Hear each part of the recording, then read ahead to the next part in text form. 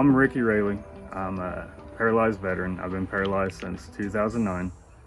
And I want to take you back to 2008. I was 22 years old in Iraq, in a war zone doing combat missions. And then on one mission I was blown up and we got a traumatic brain injury from that. But I was walking from then, and then late 2008 I come home, and whenever 5 months after that point, in 2009 now, I was involved in a car accident, and the truck flipped about 14 times, ended up crushing my back around the T12 vertebrae, and then paralyzed me from there down, from the waist down.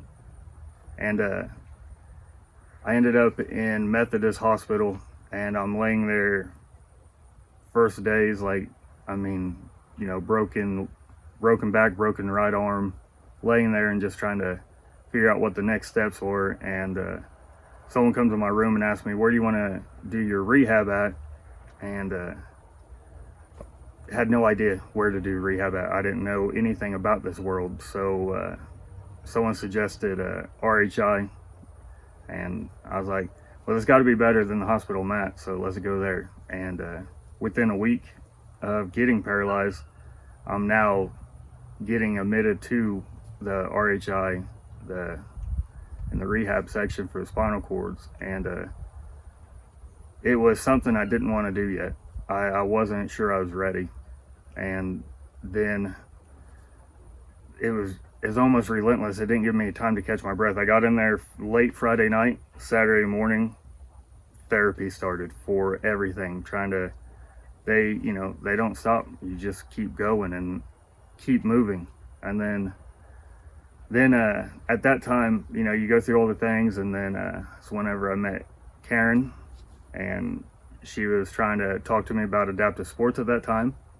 And I just told her the other day, it's funny because I actually still, this is all before everyone emailed everything, so I have a printout that's like that thick of papers of sports and contacts and places to go do sports, and like how to find the equipment and everything. Like she printed all this out, gave it to me, and somehow 11 years later I still have all that information.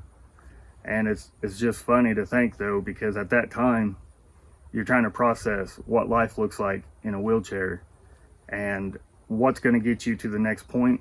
And it's just like the sport, she gave it to me, and then I just put them to the side for that moment because, you know, you're focused on other things. And then, you know, so I still had my sessions with her. She took me out and showed me the equipment, took me out, and we went fishing in the pond out there. And it's just like, it's kind of at that point, all the sports seemed like a secondary thing, but it was great that it was part of my rehab, getting introduced to it, because you need to know what's there and what you're capable of after injury. And so get all that done. I spend a month in RHI. I go home, and it wasn't that much later. It was only a couple months before I end up looking for a hand cycle. And when I got my hand cycle, you know, I just started riding, and I fell in love with cycling.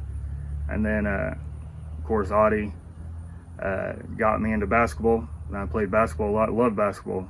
And then, you know, I kind of disappeared from RHI Sports for just about a year or so I could go through my own emotional and physical rehabilitation at that point.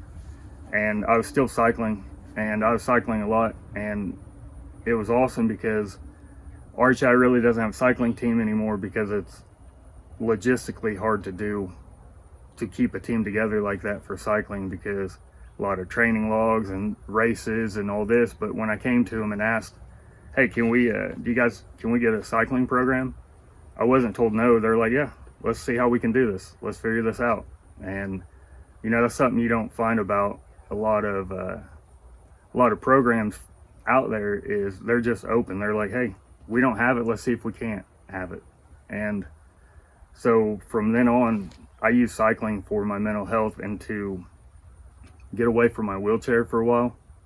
And then basketball, by getting involved in basketball taught me so many life skills, on transfers, on what it should be like to live in a wheelchair and how other people are doing it. Because getting around other people who live in a chair, who've been in a chair for 20 years, they're doing life differently than I am, because 20 years ago what accessibility looked like is not what accessibility looks like now.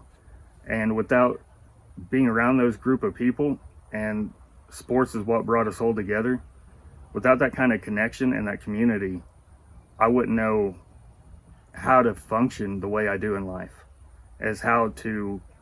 I don't expect the world to adapt to me, I adapt to the world. And that's kind of how you see all wheelchair sports. You see these people out there being active, being part of life, not just staying at home and withering away and dying.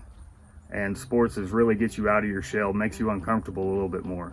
And then it's getting around those other people, you kind of are able to come out of your shell and just live and see what life, the new normal, will look like. And